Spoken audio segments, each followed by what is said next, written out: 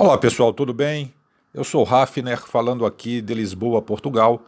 Seja bem-vindo, seja bem-vinda ao canal O Voo da Coruja. Pois bem, por que está se falando tanto em relação a fortalecer a sua imunidade? Nosso corpo dispõe de recursos biológicos, fisiológicos e bioquímicos para nos proteger de toda e qualquer invasão por agentes estranhos, sejam esses de ordem química, física ou biológica. Então, estar em condições de se defender significa estar com as armas adequadas e bem direcionadas para os agentes invasores. Isso requer uma boa condição física, mental e, é claro, um bom aporte de nutrientes. Então, estar bem alimentado, de forma saudável, consumindo o mínimo possível de xenobióticos, que são assim chamados as substâncias estranhas que nós consumimos no dia a dia, essa é a melhor maneira de se estar preparado para combater toda e qualquer afecção ou infecção que invada nosso organismo. Assim é com relação ao vírus, do coronavírus, e com relação a todo e qualquer agente estranho no nosso organismo.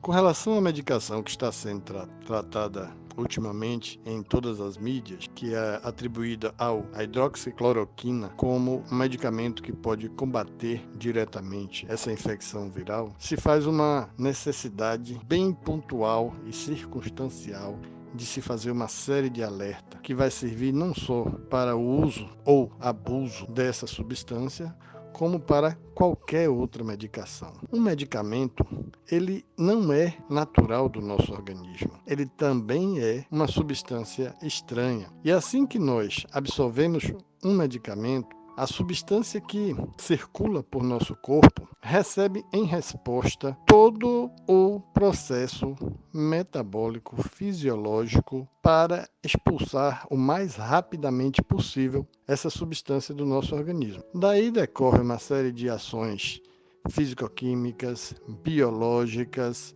metabólicas para esse fim. A hidroxicloroquina, que já está sendo procurada por populares nas farmácias, as farmácias inclusive já estavam esgotando. Felizmente, a entidade competente, Anvisa, já determinou em RDC 351 como esse medicamento deve a partir de agora ser comercializado. Por quê? Porque o resultado da pesquisa com uma substância que vem se tornar, que nós chamamos de fármaco, que é aquela substância capaz de provocar uma modulação no organismo a fim de combater a doença que está se instalando, essa substância é incansavelmente pesquisada. Por que incansavelmente? Porque mesmo depois de estar nas prateleiras das farmácias, as substâncias continuam sendo pesquisadas, esperando feedbacks e esperando vários experimentos para que possamos adequá-la e evitar que essa substância possa provocar algum mal indesejável a qualquer tipo de população, a qualquer tipo de etnia. Então observe o seguinte: um medicamento ele é estudado, traçado, calculado para ser consumido daquela forma e exatamente com aquela posologia, quer dizer, aquela sequência de etapas em que se toma a dose. Isso é previsto de acordo com o estudo clínico que é feito pelo médico e a elaboração daquele medicamento, que é desenvolvida por farmacêutico. Então, pessoal, isso demanda muito tempo, muito e altíssimo custo que não pode ser negligenciado.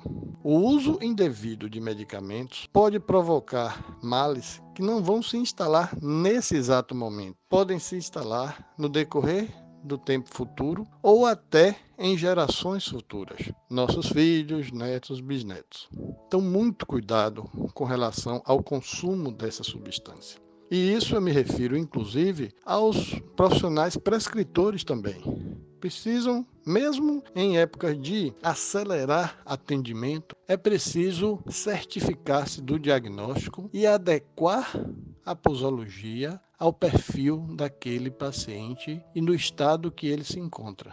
Isso é imprescindível. Esse grupo de cloroquinas é um grupo de substâncias que tem um risco tóxico muito alto para o nosso organismo. Então ele deve ser tomado com bastante cuidado. Por outro lado, e chamando também muita atenção para esse tocante, existem muitos pacientes de risco, muitos pacientes que desenvolvem doenças degenerativas, doenças extremamente delicadas, que fazem uso contínuo desse medicamento. Isso implica que a atenção redobre, que não estoquemos em casa e que possamos dispor desse tipo de medicamento para a população que realmente carece dele. Então, muito cuidado, muita parcimônia nessa demanda desregrada com relação ao uso de medicações. O Brasil é um país que tem um alto índice de automedicação. Precisamos dar um fim nisso, porque ainda somos um país de população relativamente jovem. Quando acelerarmos o processo de envelhecimento, os resultados podem ser extremamente indesejáveis e extremamente prejudiciais para a nossa nação.